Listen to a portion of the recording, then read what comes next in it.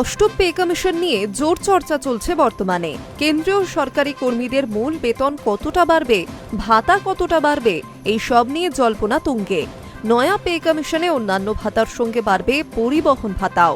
সম্প্রতি all India NPS employees federation অষ্টম কেন্দ্রীয় বেতন কমিশনের কাছে জমা দেওয়া স্মারকলিপিতে সরকারি কর্মী ও পেনশনভোগীদের বেতন বৃদ্ধির দাবিতে একটি তালিকা জমা দিয়েছে। সূত্রের খবর, ফেডারেশনের মূল দাবির মধ্যে রয়েছে কমিশন লেভেল 1 কর্মচারীদের জন্য যাতায়াত ভাতা বাড়িয়ে প্রতি মাসে ন্যূনতম 9,000 টাকা করুক। ফেডারেশনের তরফে প্রস্তাব রাখা হলেও কমিশন তা কতটা গ্রহণ করবে তার জন্য বর্তমানে অপেক্ষা করতে হবে সরকারি কর্মীদের। উল্লেখ্য, শহর ভেদে আলাদা আলাদা পরিবহন ভাতা নির্ধারণ হয়ে থাকে। শহরগুলিকে আবার এক্স, ওয়াই এবং জেড এই তিনটি শ্রেণীতে ভাগও করা হয়ে থাকে। প্রতি মাসে একটি নির্দিষ্ট পরিমাণে পরিবহন ভাতা পেয়ে থাকেন কর্মীরা।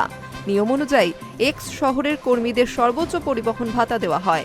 সপ্তম বেতন কমিশন কার্যকর করার সময় সর্বনিম্ন পরিবহন ভাতা ছিল 1800 টাকা, যদিও পরে তা সংশোধন করে 2844 টাকা করা হয়।